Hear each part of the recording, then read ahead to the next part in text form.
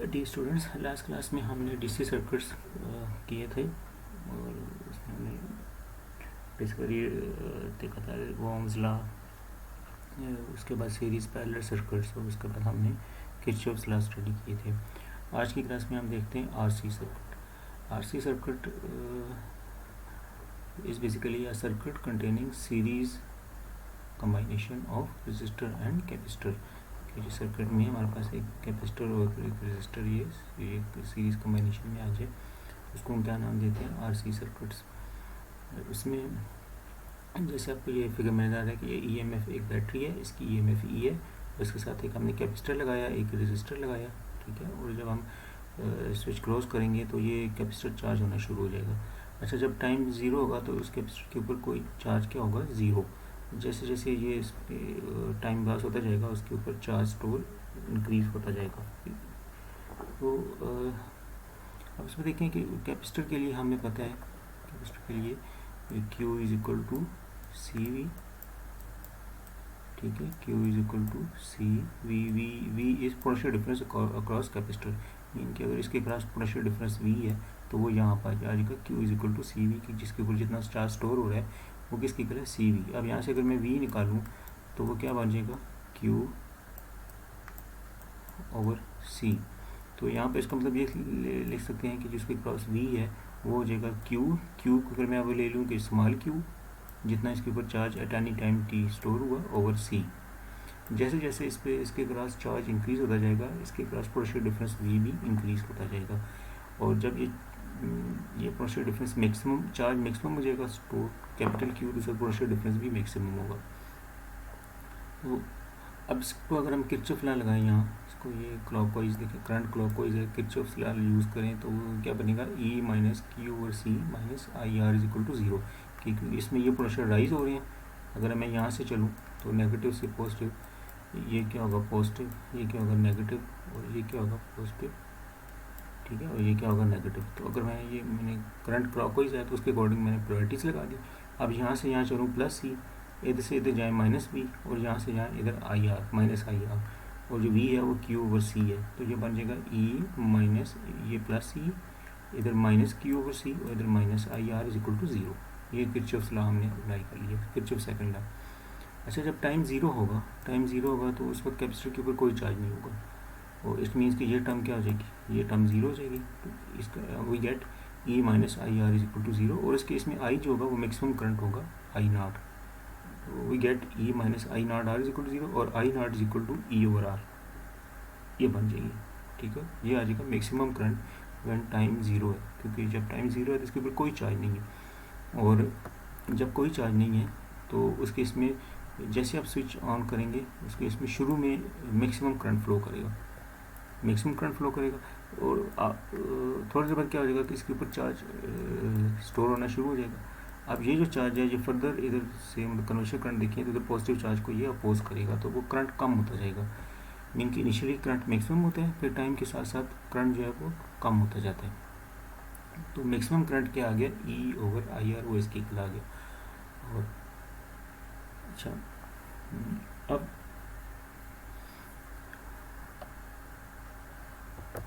तो ये तो हमने देख लिया मैक्सिमम करंट, ठीक है, शुरू में। अब हम आते हैं कि जब ये कैपेसिटर फुल चार्ज हो जाएगा, जब ये फुली चार्ज हो जाएगा तो इसके ऊपर चार्ज हम कितना कहते हैं, जब ये फुली चार्ज है तो उस वक्त जो इसके ऊपर मैक्सिमम चार्ज स्टोर हुआ है वो कितना है, कैपिटल क्यू, ठीक हो गया। और जब ये फुल चार्ज होएगा तो उसका ये करंट स्टॉप हो जाएगा, क्योंकि ये पोटेंशियल डिफरेंस बैटरी के इक्वल हो जाएगा और इसको ये अपोज करेगा। तो उस केस में करंट ज़ीरो हो जाएगा जब ये फुली चार्ज है, ठीक है। तो इसका मतलब है कि करंट ज़ीरो का मतलब इस इक्वेशन में देखें तो आई ज़ीरो मीन कि ये टर्म ज़ीरो हो जाएगी, ठीक हो गया। So we get E minus Q और C is equal to zero, और सी इधर मल्टीप्लाई हो जाएगा, C E minus Q is equal to zero. Q यहाँ पर क्या आ जाएगा, कैपिटल क्यू, क्योंकि जब ये आई ज़ीरो होगा उस वक्त ये Q capital Q full charge हो जाएगा ये वाला, ठीक है।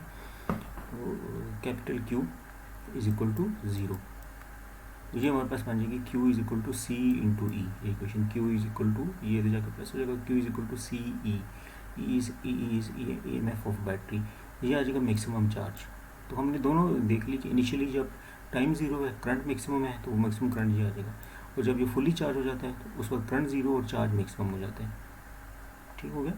तो मैं फिर रिपीट कर देता हूँ कि जब टाइम ज़ीरो है करंट मैक्सिमम है, चार्ज ज़ीरो है। ठीक है, और जब ये फुली चार्ज हो जाता है तो चार्ज मैक्सिमम है और करंट ज़ीरो है। तो ये दोनों कंडीशन बारी बारी यहाँ लगा के हमारे पास ये दो इक्वेशन आ गई। अब हम ये करते हैं कि इस इक्वेशन को थोड़ा सा रीअरेंज करते हैं कि इसको अगर मैं आर से डिवाइड कर लूँ इस इक्वेशन को, ये जनरल इक्वेशन है हमारी। अब हम बेसिकली देखना चाहते हैं किसी भी टाइम टी पे इस पर क्या चार्ज होगा। हमने टी ज़ीरो पे भी देख लिया, वो ये वाला टी ज़ीरो पे देख लिया जी, और ये जब मैक्सिमम चार्ज होता है फुली चार्ज होता है तो वो देख लिया। अब हम देखते हैं बीच में किसी टाइम टी के ऊपर उस पर चार्ज स्टोर होगा, वो उसका मैथमेटिकल एक्सप्रेशन क्या है। तो उसके लिए मैं इस इक्वेशन को आर से डिवाइड करूँ, इधर भी आर से डिवाइड कर लूँ, इधर भी आर से डिवाइड कर लूँ। ठीक है, इधर भी आर से डिवाइड कर लूँ। ठीक है, तो ये आर कट जाएगा। ठीक हो गया। और जो आई क्या होता है, आई इक्वल होता है D Q by D T. Instantaneous current है ना, क्योंकि हम सिर्फ एक at an instant at any time T देख रहे हैं, तो उस वक्त जो करंट होगा वो D Q by D T लेंगे, एवरेज करंट नहीं लेंगे। उस इंस्टेंट में जो करंट है वो हम लेंगे, क्योंकि कैपेसिटर जब चार्ज हो रहा होता है तो उसमें करंट चेंज हो रहा होता है। तो एट दैट इंस्टेंट करंट क्या हो जाएगा, D Q by D T. तो ये आई की value D Q by D T यहाँ पुट कर लें, ये उसमें से D Q by D T को आप अलग कर लें तो हमारे पास आ जाएगी D Q by D T is equal to E over R minus Q over R C. ठीक है, अब इसको एलसीएम ले लें, थोड़ा सा रीअरेंज करें तो हमारे पास इस फॉर्म में आ जाएगी D Q by D T is equal to minus की सी ओवर आर। अब तो हमने बेसिकली डी क्यू फाइंड करना था, तो डी क्यू के लिए सॉरी चार्ज फाइंड करना था Q at after time T, ये क्यू कितना है वो निकालना था। तो उसके लिए मुझे इसको इंटीग्रेट करना पड़ेगा। तो मैं इसको सेपरेशन ऑफ वेरिएबल्स को यूज़ करते हुए डी क्यू और क्यू वाली टर्म एक तरफ ले लूँ और डी टी दूसरी तरफ ले लूँ। तो मीन्स कि ये वाली टर्म इधर ले आए, डी क्यू इधर और डी टी ऊपर ले जाए, तो ये बन जाएगा D Q over Q minus C E is equal to minus one over R C D T. ठीक है, ओके। सो अब इसको इंटीग्रेट कर लें, इसको भी इंटीग्रेट कर लें, इसको भी इंटीग्रेट कर लें दोनों तरफ। तो इंटीग्रेशन की लिमिट क्या आ जाएगी कि ये चार्ज, ये इसमें वेरिएबल क्या है क्यू, डी क्यू। तो जब टाइम ज़ीरो होगा, ठीक है, जब सॉरी इसमें वेरिएबल क्या है टाइम टी, जब टाइम ज़ीरो होगा तो उस वक्त चार्ज क्या होगा, कैपेसिटर के ऊपर चार्ज क्या होगा ज़ीरो, क्योंकि कोई ये भी इसमें चार्ज स्टोर नहीं किया। और जब eight any time T after time small T, उस पर चार्ज कितना आ गया क्यू, तो इसकी लिमिट हो जाएगी ज़ीरो टू क्यू और इसकी आ जाएगी ज़ीरो टू टी। फिर इनको इंटीग्रेट करें तो हमारे पास ये एक्सप्रेशन आ जाएगा एल एन डेस, और इसको लॉ की प्रॉपर्टीज यूज़ करते हुए इसको अलग करके इसका एंटी लॉग लें तो वो हमारे पास जो क्यू बनेगा एट एनी टाइम टी, यहाँ से क्यू आएगा, उसको जस्ट क्यू को लेना, ये क्यू आएगा उसको बस अंदर ब्रैकेट में टी लिख दें शो करने के लिए कि ये फंक्शन ऑफ टी है। Q T is equal to C E one minus E is power T minus T over R C. ठीक है, और सी ई किसकी इक्वल था, कैपिटल क्यू के, हमने यहाँ प्रूव किया था ये C is equal to capital Q. तो Q one minus E is power minus T over R C, ये आ जाएगा चार्ज ऑन कैपेसिटर, मीन जब भी इसके ऊपर चार्ज जो है remaining charge on capacitor after time T.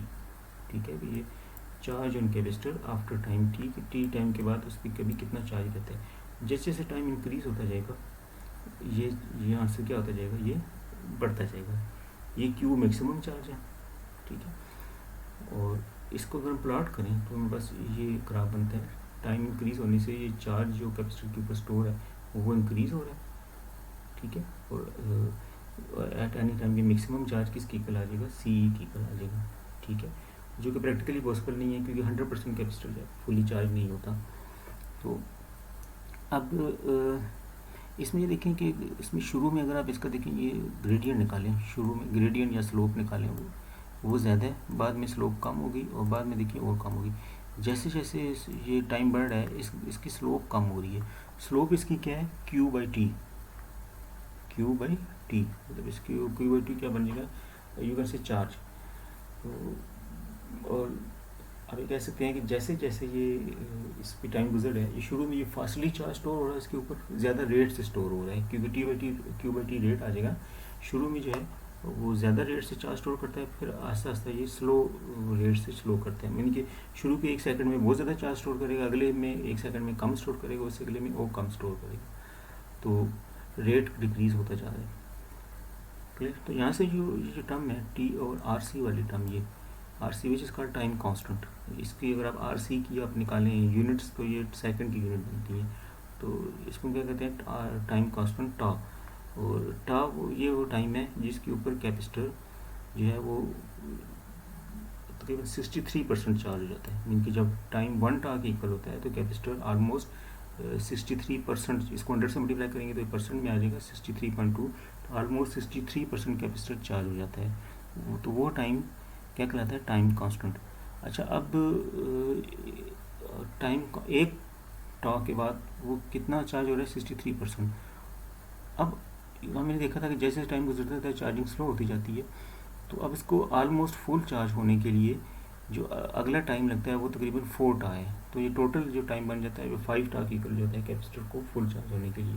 Full का मतलब 100% नहीं, यू कैन से 98%, 99%। ठीक हो गया। तो ये एक इम्पोर्टेंट पैरामीटर है कैपेसिटर की चार्जिंग के लिए। अच्छा, अब हम बात कर रहे थे कि जब अब इसमें करंट देखें, करंट क्या हो रहा है, वो कम होता जाता है। यहाँ शुरू में मैक्सिमम करंट है, फिर ये कम होता जाता है क्योंकि ये चार्ज हो रहा है, ये रिपेल करेगा आगे से। तो उसमें फिर करंट निकालने के लिए जो चार्ज है हमारे पास आ गया, ये चार्ज आ गया था, Q इज इक्वल टू इसकी इसको डिफ्रेंशिएट कर लें।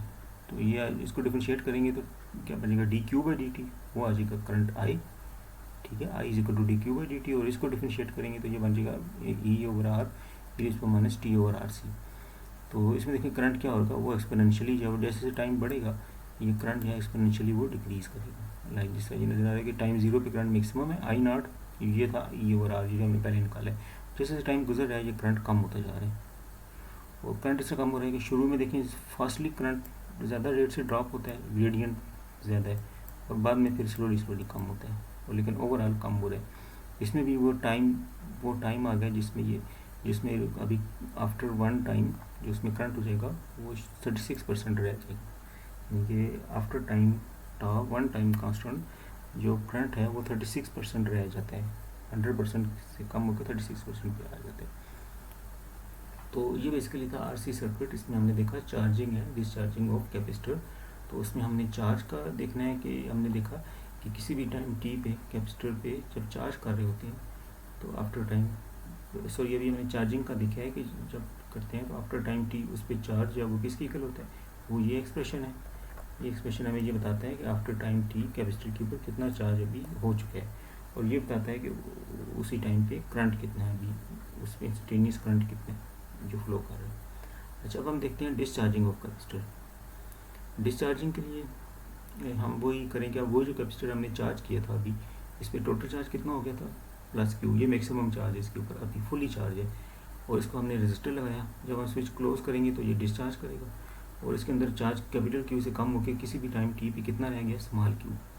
तो इस पर अगर हम किरचॉफ लगाएं तो वो क्या बनेगा, -Q/C - IR = 0, और I क्या होता है, dQ/dt, वो यहाँ पुट कर लें इधर, I = dQ/dt, और इसको रीअरेंज करें तो dQ/dt = Q/C, dQ/Q इसमें भी अलग कर लिया, Q dQ separation of variables को यूज़ करने के लिए वेरिएबल सेपरेट कर लिए इधर, और इसको फिर इनको इंटीग्रेट करें। इसमें लिमिट आ जाएगी कि जब टाइम 0 होगा उस वक्त ये फुली चार्ज है, तो चार्ज कितना है, कैपिटल Q ये वाला। और आफ्टर टाइम T जब ये थोड़ा डिस्चार्ज हो चुका है उस वक्त इसके अंदर चार्ज कितना रह गया, स्मॉल q। तो आपने याद रखना है कि ये जिस तरह पहले हमने देखा था कि कैपिटल Q फुल चार्ज है और स्मॉल q क्या है, स्मॉल q वो चार्ज है जो उस टाइम पे उसके कैपेसिटर के ऊपर अभी है। तो आफ्टर टाइम T जो इस पर चार्ज रहता है वो कितना है, स्मॉल q, और जब टाइम 0 था तो वो चार्ज कितना था, मैक्सिमम कैपिटल Q। अब इसको इस तरीके से इंटीग्रेट करें, इसको तो ये आ जाएगी Qt = Q e−t/RC। ये आ जाती है discharging of equation of capacitor. पहले हमने चार्जिंग की थी, ये डिस्चार्जिंग है। तो ये भी देखें ये एक्सपोनेंशियली क्या हो रहा है, -t/RC, टाइम बढ़ता जा रहा है तो एक्सपोनेंशियली चार्ज क्या होगा कैपेसिटर के, इस तरह ये डिक्रीज़ करेगा। जब ये डिस्चार्ज करेगा तो इसके क्रॉस से चार्ज है वो एक्सपोनेंशियली डिक्रीज़ करेगा, मीन शुरू में एकदम, फिर बाद में स्लोली। और इसी को इंटीग्रेट कर लें, I = dQ/dt, इसको इंटीग्रेट करें तो वो करंट आ जाएगा जो इस सर्किट में फ्लो कर रहा होगा। तो करंट भी क्या हो रहा है, वो एक्सपोनेंशियली है लेकिन वो नेगेटिव में ये शो कर रहा है। सो ये हमारा था charging and discharging of capacitor. Thank you.